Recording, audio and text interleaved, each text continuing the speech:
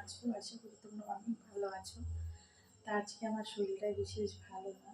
আমি কিন্তু কখনো দুপুরে ঘুমাই না। আজকে কেন কী করে ঘুমিয়ে গেছে আমি নিজেও জানি না।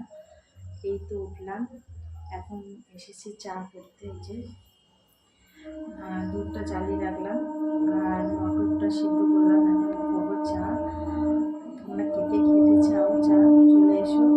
আর দেখো ট্রেন যাচ্ছে, তুমি দেখতে পাবে না কি জানি না, ওই দেখো যাচ্ছে। তো এখন করবো চা, চলে এসো তোমরা সবাই।